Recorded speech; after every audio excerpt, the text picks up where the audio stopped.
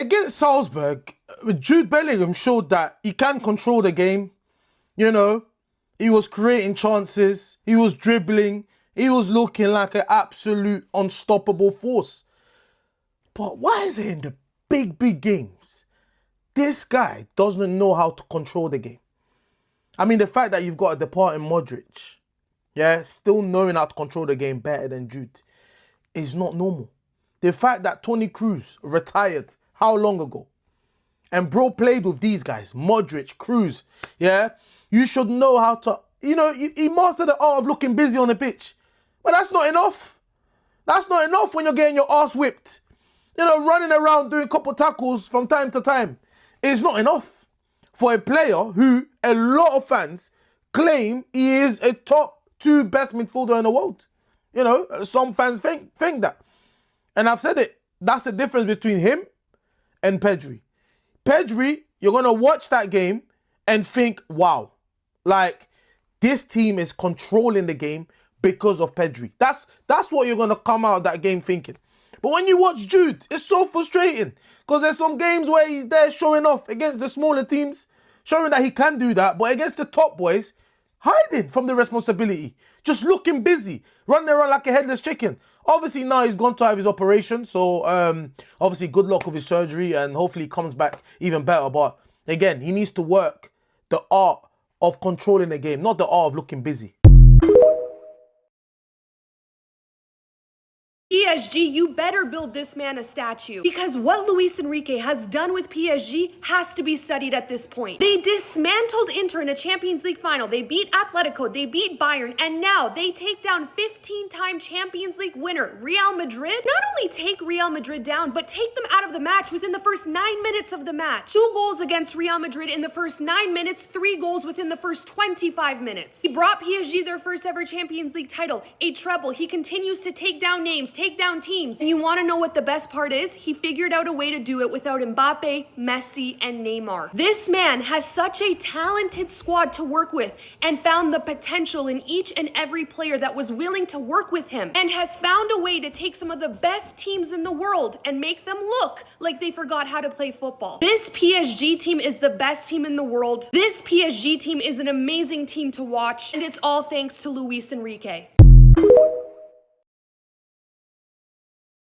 When was the last time the gap was this big between the best team in the world in PSG and the next best team? Was it 2011 Barcelona? Who knows? But this PSG side, they're insane. They're like insane. 3-0 up against Real Madrid after 23 minutes and they've not even broken out of first gear. I mean, look, Real Madrid, so poor, all over the place defensively. I mean, some of their players I want to speak about in a separate video, but this PSG team is like, I can't believe how good they're. Like, people talk about their attack. The midfield is the best in the world. Their fullbacks are the best in the world. Defensively, they're insane. But like, who's the next best team in the world? Barcelona or Liverpool, I'd say. The two are probably number 2 and number 3 right now. And I love Barcelona. I absolutely love Barcelona. If you watch my page, you know I do. But defensively, they're not even in the same stratosphere right now as PSG are. I'd say PSG's got a stronger midfield, and I'd even say Lamine Yamal like runs it close, but overall PSG have got a better attack too. So pretty much in every area of the pitch they're better than Barcelona. Liverpool, I think PSG, again, they demonstrated over 2 legs against Liverpool that they were the better team in the Champions League, despite the fact the game went to penalties. But I think if PSG played Liverpool 10 times, they'd win 7 or 8 times. I don't know. And like the last few years before that, I didn't think there was like a standout team. Like when Real Madrid won 2 Champions Leagues in 2022 and 2024, I didn't think they were by far and away the best team in the world that year. When City won the treble, I didn't think they were by far and away the best team that year, despite the fact they were the best team in the league, in the world. And yeah, it's just insane to me. It's absolutely insane how good this side are. Every single time I watch them, they're going to win this Club World Cup. And what will that make it? 4 or 5 trophies this season? It's nuts. Paris Saint-Germain have made Muller retire, and on top of that, they've now ended Luka Modric's career. Paris Saint-Germain destroying, humbling and embarrassing Real Madrid 4-0. Who won? PSG won. They are in the finals of the FIFA Club World Cup and they are going to be playing against Chelsea. Hey, what a game of football. Fabian Ruiz, one of the most underrated players out there. Shining in big games is what he does. Top player, top talent. There's a reason why Manchester United are interested in him. And Dembele, we don't even need to have that Ballon d'Or conversation anymore. Give Dembele that Ballon d'Or right now with immediate effect. Super sub Gonzalo Ramos coming off the bench and scoring as well. And on top of that, the Diogo Jota celebration, always having respect, things you love to see on top. Kvaratskhelia, Dembele, Desiree Doué, Barcola, Gonzalo Ramos. This Paris Saint-Germain side is stacked. Kvara absolutely balled out. Even that cheeky little nutmeg on Arda Güler left him behind. I can't think of one good thing to say about Kylian Mbappe. Vitinha, just wow. This whole Paris Saint-Germain side is complete. Chelsea, you better be ready. Before the game, I told my homies, Madrid's going to get smacked. It doesn't matter if their center back got a red card. It doesn't matter who lines up in the back. Real Madrid is going to get smacked because Real Madrid is going up against the best team in Europe. And Xabi Alonso hasn't had enough time. We got what we got last season. Absolute disaster class of performances from the center backs.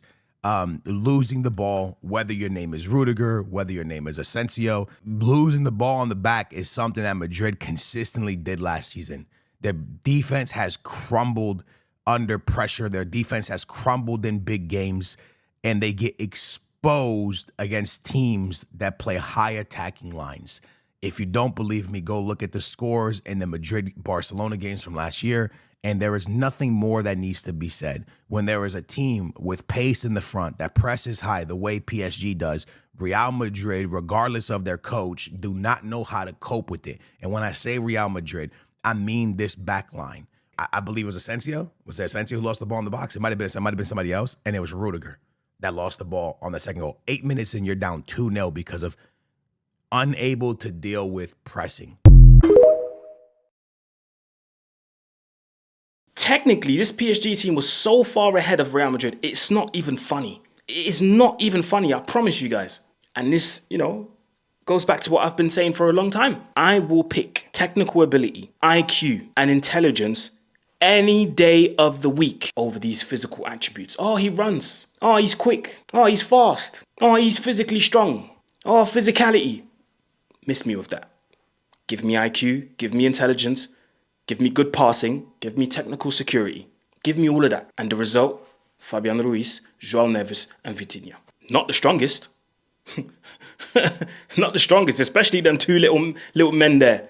João Neves and Vitinha. Not the quickest, but guess what? They've got this. I've always told people that are fans of these physical attributes, when you strip the physical attributes away, Bellingham, VINI, MBAPPE, what else do you have to offer?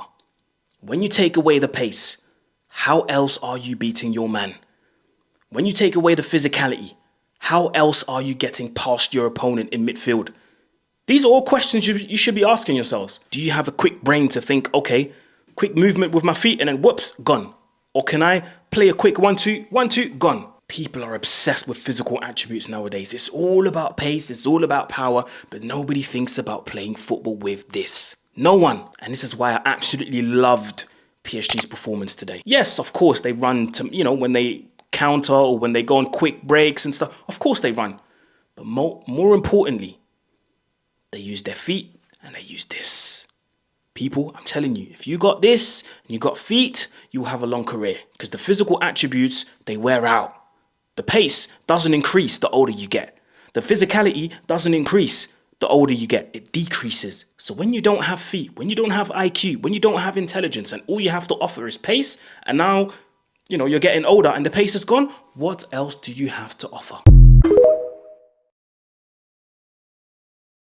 The only reason why I do not get mad at other creators and fans saying that Inter Miami has had a better performance than Real Madrid against PSG, because it is facts. No. It is so true that there is more than one stat that proves that was actually the case. Check this out. Inter had more possession, 33.4% versus PSG, than Real Madrid with 31.9%.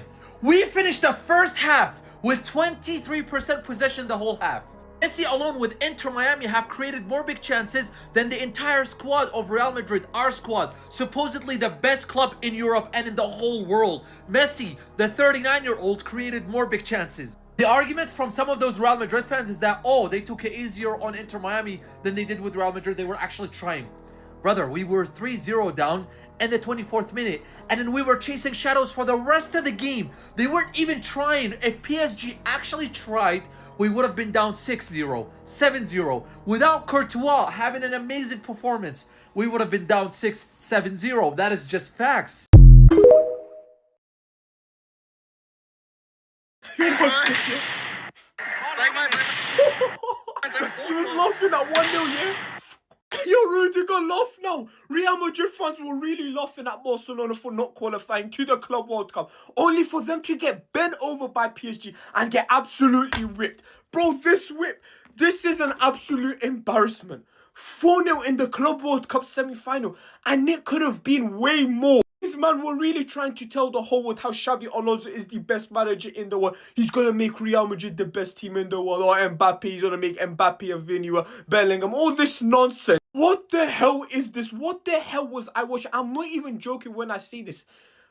They're lucky that it didn't end up 10-0 to PSG. This is actually so embarrassing. Every single season, they just get spanked. Firstly, it was only Barcelona that could do this. Now teams like Arsenal, PSG are doing it. Honestly, I cannot wait for next season to start, because this Real Madrid team are going to get exposed so badly. Flick is actually going to have so much fun with them.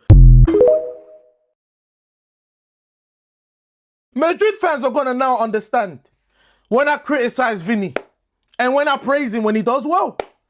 And what did I say the last time he played well? I said the reason I criticize him is because he plays well one day and he's terrible the next game.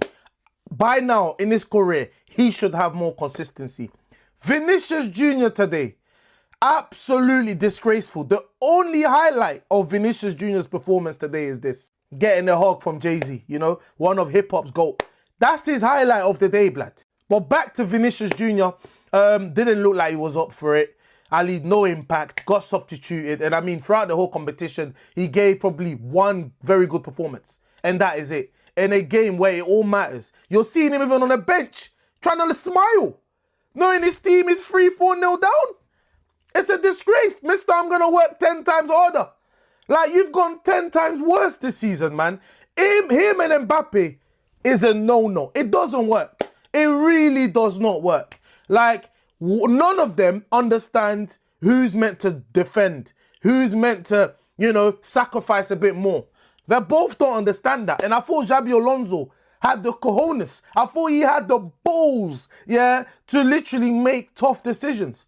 And he left Rodrigo, yeah, on a bench when this guy was absolutely ghosted. By halftime, he should have put Rodrigo on the pitch, man. But Vini Jr., disgraceful today, blood. Embarrassing. An absolute disgrace. And at the end of the day, I know Madrid fans are going to start crying in the comments, but I don't give a damn. Like I said, I got one way of doing my thing here. And if you play well, I praise you. If you're a superstar and you're shocking, I'm going to let you know you was shocking. And he was shocking today.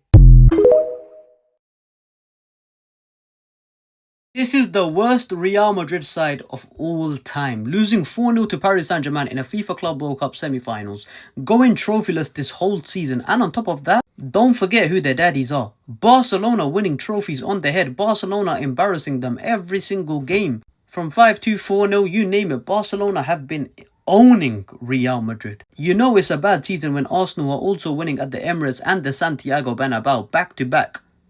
Back-to-back. No trophies at all. No Spanish Super Cup, no Copa del Rey, no La Liga title, no Champions League. And now no FIFA Club World Cup. Hey, yo. The worst Real Madrid side of all time. Don't even forget, these were the Real Madrid players that turned up today. I don't even know how Jude Bellingham even gets a high rating. Everyone should be red here besides Courtois and Valverde. Valverde being the best defender as a midfielder speaks volumes about this whole team. Yeah, how you telling me the game without Trent is the game they do this insane work? Apologize to Messi right now. All of you guys owe Inter Miami and Lionel Messi a huge apology. PSG 4, Real Madrid 0. PSG 4, Inter Miami 0. I would love to see a match between Real Madrid and Inter Miami. I don't care. I need to see Inter Miami play versus Real Madrid. What was that? Like, first of all, look at the rating. Look at the rating of the Real Madrid players, bro. First of all, Vinicius.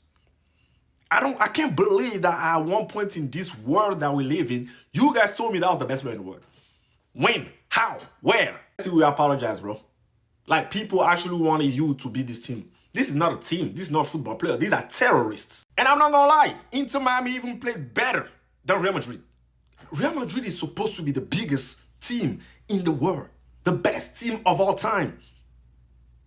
And you guys are getting treated the same with Inter Miami, who was founded 5-6 years ago. It can't make sense, bro. It doesn't make sense. Chelsea, I don't know how to tell you this, but a storm is coming. Yeah, a storm is coming and it's not looking good, bro. It's not looking good. This PSG side is going down as one of the most feared teams we have seen in football, man. Whenever you've seen a team like Real Madrid and their players who are known to be mentality monsters make 2 mistakes in the opening 8 minutes of a semi-final, man, it's because PSG put that fear into them straight away. That, honestly, was brutal, man. PSG have no mercy. These guys, it's been a long time since I've come across a team that just absolutely dismantles the big teams in this fashion, bro. Normally, you see teams just bullying the smaller teams. PSG are doing it to anybody and everybody, man. Enrique, I gotta say, bro, big up to you for being able to get rid of all the egos in this team and have all these guys be able to play for each other the way they do, man. The intensity, the pressing, bro. 2 of those goals came from Dembele's press. Most importantly, they control the tempo on that pitch. They basically control time itself. They decide when they're going to slow it down, speed it up, and it's because of that midfield. Neves, Vitinha, and Ruiz. How are they able to do that with that midfield? I would have never thought that midfield trio would be able to dominate world football in this fashion, man. And Trent, we all know why you weren't there, man. You didn't want to get humiliated. You did not want to be part of this.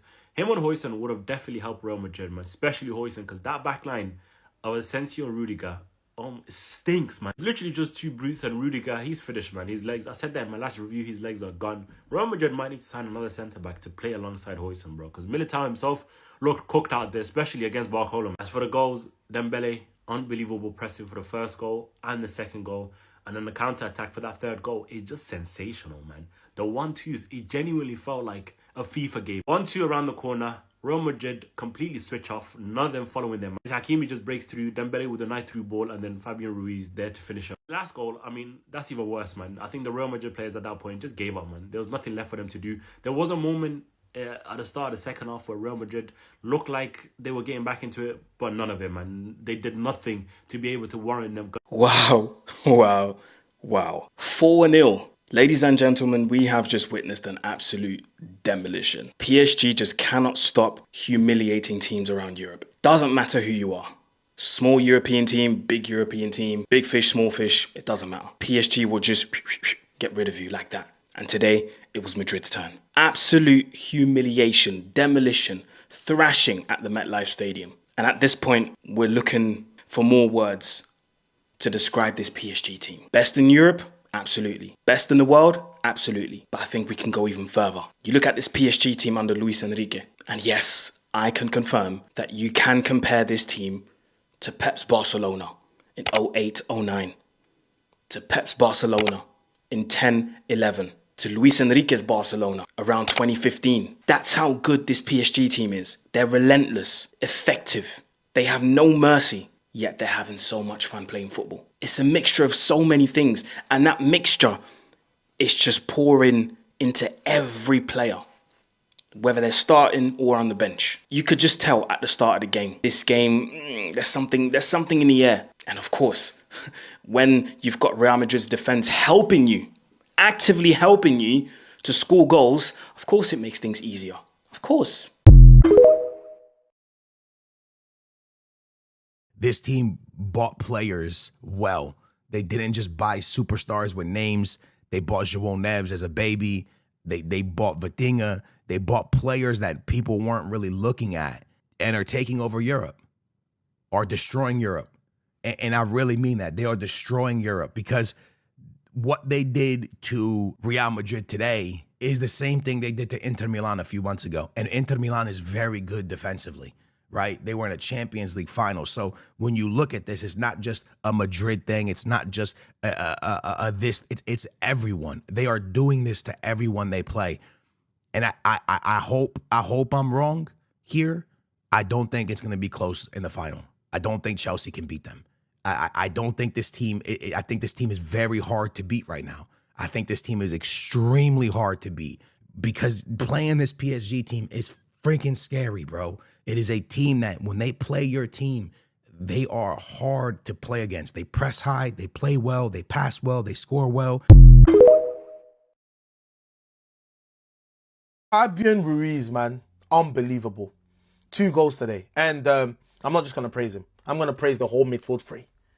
Fabian Ruiz, of course, scored 2 goals today. You know, and then you have Vitinha, he was absolutely exceptional again. And Neves, you know, that midfield three just reminds me a little bit of the Barca midfield three of the past.